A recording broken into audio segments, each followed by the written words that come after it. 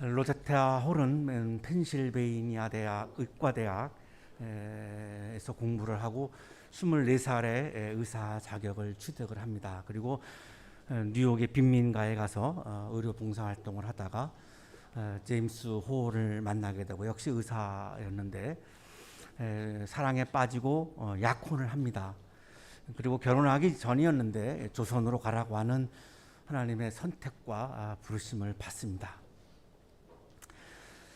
하나님의 선택과 부르심 앞에서 로제타 홀은 하나님의 선택을 특권으로 받아들이지 않고 사명과 책임으로 받아들입니다. 지난주에 우리가 선민의식에 대해서 함께 나누었었는데요. 선민의식은 하나님의 선택을 특권으로 받아들이는 것이고, 소명의식은 하나님의 선택을 나의 사명과 책임으로 받아들이는 것, 이것을 소명의식이라고 말할 수 있습니다. 그녀는 의사라고 하는 의사가 가지고 있는 모든 특권들이 아깝지만 조금도 그걸 아까워하지 않고 이걸 그대로 다 받아들이고 자발적으로 조선에 들어옵니다. 24살에 의사가 되고 25살에 조선에 입국을 했으니까 미국에서 의사로서의 누리는 것은 조금도 경험해보지 못했다고 볼 수 있습니다. 조선에 와가지고 보구여관의 제2대 의사로 사역을 시작합니다. 이 보구여관은 한국 최초의 여성 병원입니다. 여성을 보호하고 구제한다라고 하는 뜻에서 고종이 내려준 그런 이름입니다. 그리고 1년 후에 약혼자인 제임스 홀이 조선에 도착하고 서울에서 1892년 27살 때죠. 결혼을 합니다. 그리고 28살 때 동대문 볼드윈 진료소를 세웁니다. 이 볼드윈 진료소가 나중에 이대병원, 오늘날의 이화의료원으로 발전하게 되는 그런 전신입니다. 28살 때 세웠습니다. 그리고 남편과 함께 평양으로 가서 의료 선거를 하는데 남편이 이질로 순직을 합니다. 그때 2살 난 아들 셔우드 홀이 있었고, 그리고 임신 중인 딸 에디스가 있었습니다. 이 두 자녀를 남기고 남편이 세상을 떠났습니다. 고향에서는 어머님이 돌아오라고 굉장히 강권을 했지만 그녀는 선교 사역을 멈추지 않습니다. 이것이 자기가 어떤 특권을 누리기 위해서 온 것이 아니라 하나님의 부르심 앞에서 응답해서 온 것이기 때문에 이런 고난 앞에서 그거를 멈출 수는 없었습니다. 그리고 1898년 3살 난 딸 에디스가 역시 이질로 또 죽습니다. 이 딸의 시신을 남편 옆에다가 묻습니다. 양화진이죠. 이때도 그녀는 선교 사역을 멈추지 않습니다. 남편 모교회를 찾아가서 후원금을 받아다가 광성학교를 세우고 여성병원인 광해여원을 또한 세웁니다. 그리고 딸을 기념하기 위해서 어린이병원을 세우고 한국 최초로 맹인을 위한 점자법을 개발하고 평양의 외국인 학교 그리고 농아학교를 세우고 광해여원에서 여성들에게 의학을 가르쳐서 한국인 여성 의사를 키우는 일을 합니다. 우리나라 최초의 여성 의사인 박에스더인가요? 그분이 바로 이 로제타 홀이 길러낸 분입니다. 평양에서 사역을 하다가 서울로 돌아와서 동대문 부인병원 원장을 하는데 이 동대문 부인병원이 이화의료원의 전신이죠. 그러면서 제물포에다가 또 여성병원을 세웁니다. 이 병원이 오늘날의 인천 기독병원입니다. 그리고 경성여자의학전문학원을 세웠는데 오늘날 고려대학교 의과대학의 전신이 바로 이 경성의자의학전문학원입니다. 68세에 선교사직을 사임을 하고 미국으로 돌아갔고, 그리고 85세에 별세합니다. 그리고 양화진의 남편 노소 옆에 안장이 되고 결핵 전문 병원을 세우고 크리스마스 시를 전국에 확산시켰던 평생 의사로 또 사역했던 아들 셔우드 홀, 그리고 딸 에디스, 그리고 며느리 메리언 홀, 모두가 다 양화진, 한국의 마포에 있는 양화진에 묻혀 있습니다. 로제타 홀은 하나님의 선택과 부르심 앞에서 선민의식이 아닌 소명의식을 가지고 자발적으로 하나님의 선택과 부르심 앞에 성실하게 응답한 참 아름다운 신앙인입니다. 로제타 홀을 묵상하면서 신앙이라고 하는 것은 내가 하나님 앞에서 어떤 선택 앞에서 특권의식을 가지는 것이 아니라 선민의식을 가지는 것이 아니라 이 로제타 홀처럼 소명의식을 가지고 그 부르심 앞에 내가 자발적으로 성실하게 응답하는 것, 이것이 바로 진정한 신앙이구나라고 하는 많은 깨달음을 얻을 수 있었습니다. 오늘의 성서일과 본문은 이 하나님의 선택과 부르심 앞에서 소명의식을 가지고 응답한 한 신앙인에 관한 말씀입니다. 그는 우리에게 너무나 잘 알려져 있는 위대한 예언자 바로 이사야입니다. 이스라엘은 주전 922년에 북왕국 남왕국으로 분열합니다. 이 남왕국의 10대 왕이 바로 우시야인데 아사랴 왕이라고도 부르는데 아주 이 왕은 강력한 왕이었습니다. 굉장히 정치를 잘했습니다. 중농 정책을 펴가지고 백성들이 먹는 거 먹거리에 대해서 걱정하지 않고 평안하게 살게 했고, 새로운 무기를 개발해가지고 군사력을 확장시켜서 굉장히 국방을 튼튼하게 했고, 이스라엘을 계속해서 괴롭혔던 그 골리앗으로 유명한 블레셋과의 전투에서도 이깁니다. 그래서 백성들의 사기를 높여주고 암문이라고 하는 나라로부터 조공을 받고 아라비아와 통상을 하고 엘랏 항구를 재건해가지고 국제 무역을 계속해서 확장해 나가고 다윗 왕 때 누렸던 그 전성기 그 국력을 거의 회복할 정도로 아주 국력을 튼튼하게 발전시켰고 백성들은 아주 평안한 삶을 살게 했던 그런 왕입니다. 물론 나중에 이제 교만해져 가지고 제사장에 하는 역할을 빼앗고 이러면서 이제 나병에 걸리고 왕으로부터 이제 쫓겨나는 이런 비극을 살았지만, 하여튼 거의 52년을 통치하면서 아주 훌륭한 정치를 했는데 정교적인 번영이 오다 보니까 나중에 백성들이 이제 사치와 향락을 하게 되고 종교적으로 신앙적으로도 굉장히 부패하고 타락을 하는 또한 그런 결과를 가져옵니다. 때마침 그때 아수르는 아주 강력한 제국을 형성해 가지고 남왕국을 계속해서 위협해 오고 있었고, 바로 그때 주전 739년에 이 우시야 왕이 죽습니다. 남왕국은 굉장한 위기였습니다. 갑자기 좋은 리더를 잃으면서 굉장히 위기에 빠졌습니다.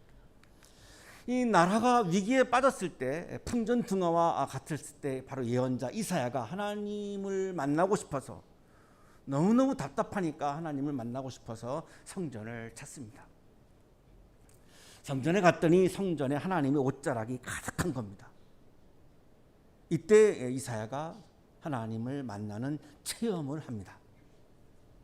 독일의 신학자요 철학자인 루돌프 오터가 성스러움의 의미라고 하는 책에서 종교의 핵심은 인간이 신을 경험하는 것이다 라고 말합니다. 우리가 신앙생활을 하고 교회생활을 하는 것은 하나님을 성경을 공부하기 위한 것이 아니라 하나님을 체험하고 또한 주님의 말씀을 체험하기 위한 것이라는 겁니다. 하나님을 경험하는 것을 거룩한 두려움을 의미하는 누미노제라고 부릅니다. 루돌프 오토가 스스로 만들어낸 용어인데요, 거룩한 두려움이라고 하는 뜻을 가지고 있는 그런 단어입니다. 내가 하나님을 체험하는 것, 이것을 누미노제라고 불렀습니다. 루돌프 오토는 인간이 신을 경험하는 것을 압도적인 신비, 매혹적인 신비라고 요약합니다. 내가 하나님을 만나는 체험을 하는 것은 내가 하나님 앞에서 압도당하는 느낌이라는 겁니다.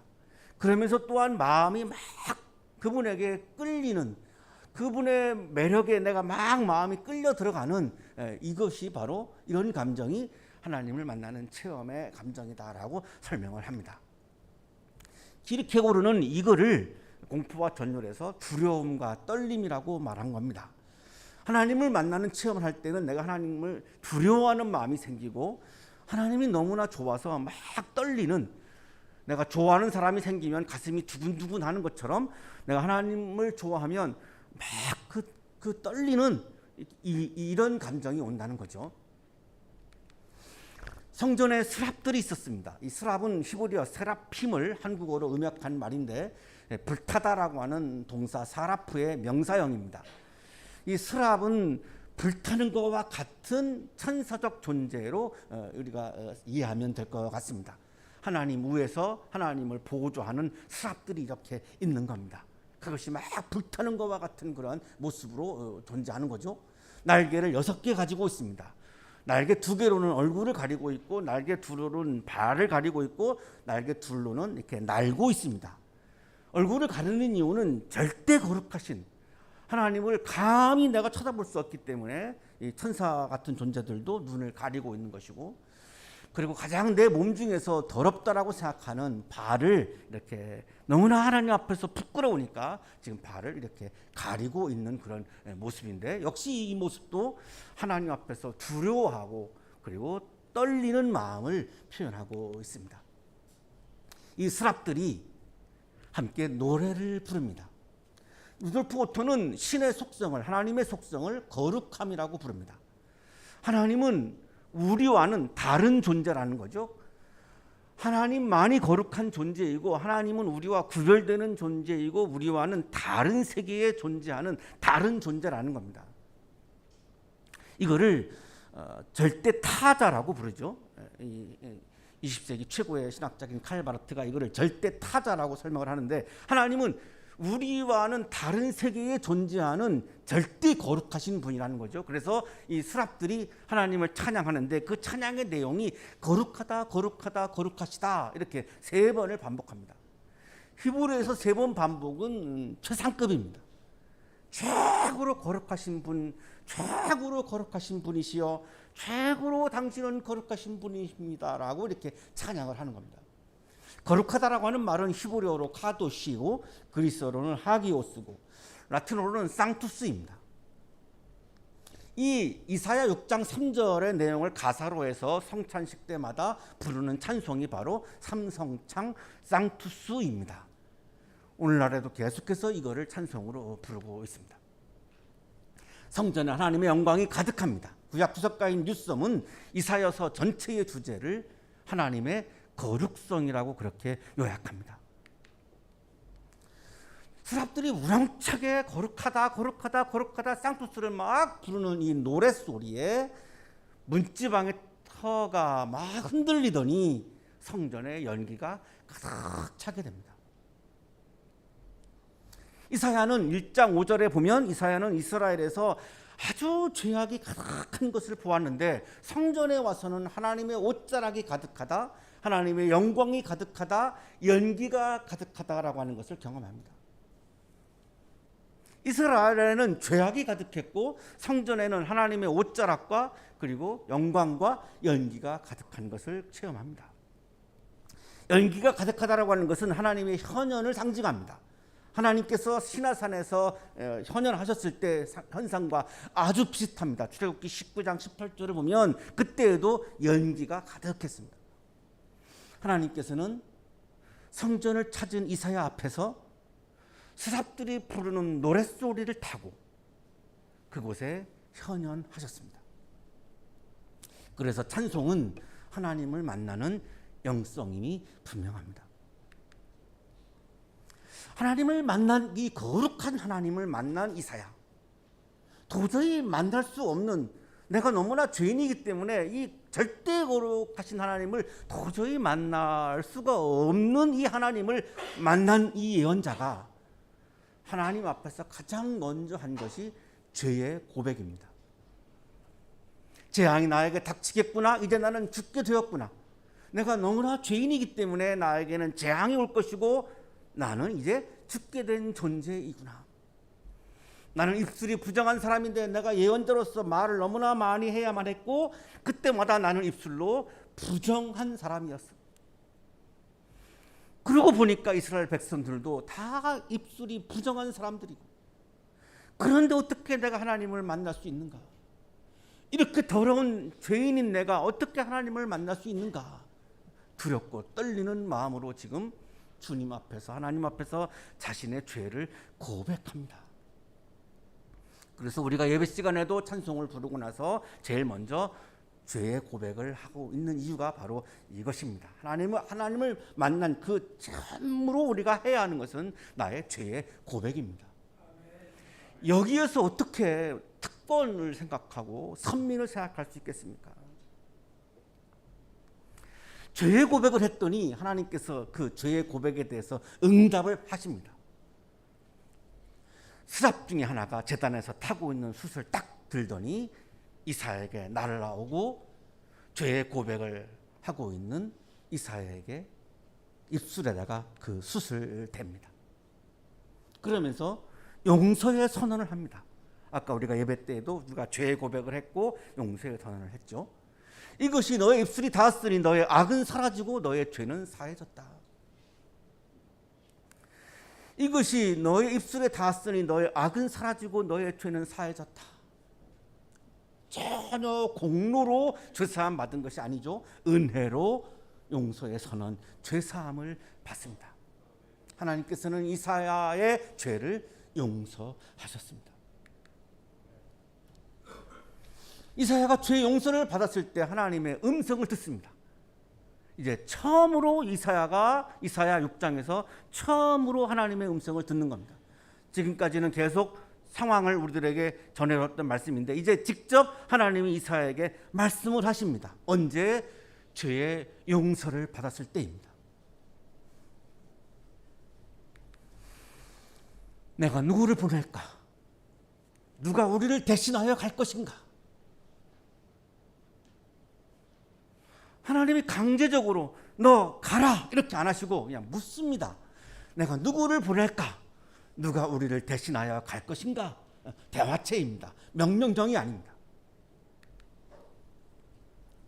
그때 이사야가 대답합니다. 제가 여기에 있습니다. 저를 보내어 주십시오. 오데타가 응답했던 것과 같습니다. 제가 여기에 있습니다. 저를 보내어 주십시오. 이사야의 응답은 굉장히 독특한 응답입니다. 왜냐하면 하나님의 선택과 부르심 앞에서 모세 같은 위인도 주저했습니다. 보십시오. 저는 입이 둔하여 말을 할 줄 모릅니다. 바로 내가 여기 있습니다. 저를 보내주십시오 라고 모세 같은 위대한 사람도 그렇게 대답하지 못했습니다. 에레미야도 위대한 예언자죠. 에레미야는 하나님의 선택과 부르심 앞에서 거절했습니다. 아닙니다. 주 나의 하나님, 저는 말을 잘 할 줄 모릅니다. 저는 아직 너무나 어립니다. 요나 같은 사람은 도망쳤습니다. 요빠라고 스페인으로 도망칩니다. 하나님의 선택과 부르심 앞에서 그냥 아주 자발적으로 적극적으로 이렇게 응답하는 것이 쉽지가 않음을 우리들에게 보여주고 있습니다. 자, 그런데 이사야 예언자는 주저앉지도 않고 거절하지도 않고 도망치지도 않고 적극적으로 자발적으로 네, 제가 여기 있습니다. 저를 보내주십시오 라고 응답을 합니다. 이 영적인 에너지가 어디서 나왔을까요? 이 본문을 깊이 묵상을 해보면 하나님을 체험했기 때문입니다. 그리고 하나님 앞에서 나의 죄를 고백하고 하나님으로부터 죄의 용서를 받았고 죄의 용서에 대한 확신이 있었기 때문에 이렇게 적극적으로 자발적으로 응답할 수 있는 영적인 에너지가 거기에서 나왔습니다. 하나님이 얼마나 좋았을까요? 얼마나 기뻤을까요? 주저했던 모세, 거절하고 있는 에레미야, 도망치고 있는 요나 앞에서 하나님이 얼마나 속상하셨을까요? 하지만 이사야 앞에서는 너무나 기쁜 거죠. 너무너무 기특한 거죠. 그러나 유대인들은 하나님의 선택과 부르심 앞에서 특권의식을 가졌습니다. 이것이 바로 선민의식입니다. 그러나 이사야는 하나님의 선택과 부르심 앞에서 사명감과 책임의식을 가졌습니다. 이것이 바로 소명의식입니다. 지난주 우리가 나누었던 선민의식과 소명의식은 완전히 반대되는 의식이라고 하는 생각이 들어갑니다.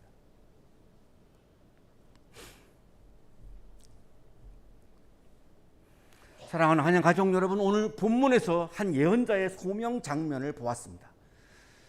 그래서 많은 사람들은 소명이라고 하는 것은 이렇게 특별한 사람, 영적인 일을 하는 사람, 성직을 수행하는 사람들만 하나님이 선택하고 부르신다라고 생각을 하는 경우가 많습니다. 하지만 개신교는 이른바 직업 소명론을 존중하는 교회입니다. 목사의 직책만이 아니라 모든 직업은 다 하나님이 선택해서 부르셔서 내가 지금 그 직업을 가지게 되었다라고 하는 겁니다. 하나님의 부르심이라고 하는 뜻을 지닌 소명, 베루풍 독일어, 그리고 영어로 콜링이라고 부르죠. 이 소명이라고 하는 말은 중세 시대만 하더라도 영적인 일을 하는 사람들에게만 해당됐습니다. 그러나 루터가 종교개혁을 하면서 세속 직업으로 이 소명이라고 하는 개념을 확산시켜 갑니다. 모든 세속적인 직업도 하나님의 소명에 해당한다는 겁니다. 생각해 보면 제가 태어난 것도 하나님이 선택해서 부르신 거죠. 저의 가족들 하나님이 선택해서 부르신 거지 제가 우리 가족들을 선택하지 않았습니다.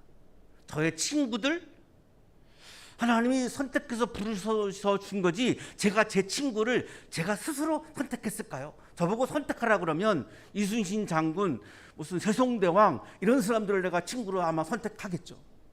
그러나 그럴 수 없습니다. 한양대학교의 담임 목사 하나님이 선택해서 부르셨습니다. 그래서 저는 오늘도 이 일을 하고 있습니다. 왜 저를 불렀을까요? 제가 잘해서 아닙니다. 잘하긴 뭘 잘합니까? 못하죠. 못하는데 왜 부르셨을까요? 다른 일은 더 못하기 때문입니다. 네가 할 줄 아는 게 약간 상처가 오고 있는데요. 다른 거는 네가 더 못하기 때문에 그래도 이거라도 그래도 네가 좀 할 줄 아니까 이거를 하라는 겁니다. 제가 못하는 다른 거를 하면 하나님께 더욱더 욕되는 일을 할 수밖에 없기 때문에 네가 참 못하는데 네가 하는 것 중에는 다른 거 할 줄 아는 게 아무것도 없지 않느냐. 그래도 이거는 조금 하니까 이거 해라 해서 제가 선택해서 부르심을 제가 선택을 받은 거죠. 그러니 여기서 무슨 특권이 있고 무슨 선민의식이 있겠습니까? 그냥 하루하루 죄송스러운 마음으로 그냥 최선을 다할 수밖에 없는 거죠. 이것이 소명의식인데 이거는 목사에게만 주어진 것이 아니라 여러분 모두에게 주어진 것입니다. 여러분이 하고 계시는 모든 일, 오늘 예배 자리에 나온 거 다 하나님이 선택해서 부르신 소명에 해당하는 겁니다. 루터는 직업을 하나님께서 부르시고 직무를 명령하며 주신 일자리로 여겼기 때문에 자기에게 맡겨진 직업에는 분명한 하나님의 목적이 있다고 생각했습니다. 생계를 유지를 것만을 위한 것이 아니라 직업이라고 하는 것은 이웃을 사랑을 하고 이웃의 사랑을 실천하기 위한 것도 포함되어 있다고 본 겁니다. 따라서 자기에게 주어진 직업을 통해서 이웃을 섬기고 사랑을 실천한다면 그것이 곧 성직이라고 루터는 가르친 겁니다. 직업의 종류에 따라서 성직이 정해지는 것이 아니고 내가 어떤 직업을 가졌든 그 직업을 통해서 내가 이기적인 것을 추구하지 않고 내가 이웃을 사랑을 실천하는 것으로 그 직업을 사용한다면 그것은 바로 성직이다라고 주장한 겁니다. 루터가 이렇게 말합니다. 그러므로 한 여종이 주인의 명령과 직무에 따라 마구간에서 똥을 치우고 있다면 그것이야말로 천국으로 가는 직선로를 제대로 찾은 것이다. 그러나 반대로 자기 직무가 무엇인지 자기가 할 일이 무엇인지도 알지 못하면서 성자나 교회당으로 가는 이들은 천국이 아니라 지옥으로 직진하는 자들이다. 내가 어떤 신분을 가졌는가가 중요한 것이 아니라 하나님께서 나에게 주신 이 직업 앞에서 내가 겸손하게 사명감과 책임의식을 가지고 소명의식을 가지고 이것을 가지고 내가 이웃을 사랑하고 섬기는 일을 할 때에 어떤 직업을 가졌든 천국에 들어가는 것이다. 이렇게 말합니다. 우리 모두는 하나님의 소명을 받은 거룩한 신자들입니다. 이거를 만인 제사장설이라고 부르죠. 성직자만 제사장이 아니라 우리 모두가 다 제사장의 마음으로 나에게 주어진 직업에 일을 해야 한다는 것입니다. 어느 직업이든 이웃을 사랑하고 서로를 존중하고 섬기는 일을 수행하면 모든 직업은 다 거룩한 직업이라고 보는 겁니다. 사랑하는 한양 가족 여러분, 하나님의 선택과 부르심 앞에서 선민의식이 아닌 특권을 자꾸만 생각하는, 우월감을 생각하는 선민의식이 아닌 책임과 사명을 기억하는 소명의식을 가지고 가정에서, 직장에서, 교회에서, 세상에서 주어진 사명과 책임을 자발적으로 성실하게 잘 감당해 나가는 멋진 그리스도인이 되시기를 간절히 축원합니다.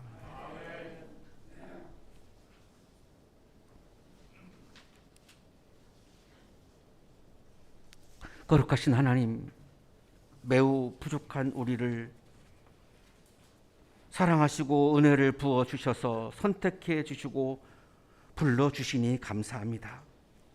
가정의 자리에, 직장의 자리에, 그리고 이 예배의 자리에, 또한 일터의 자리에 우리같이 부족한 사람들을 선택하고 불러주시니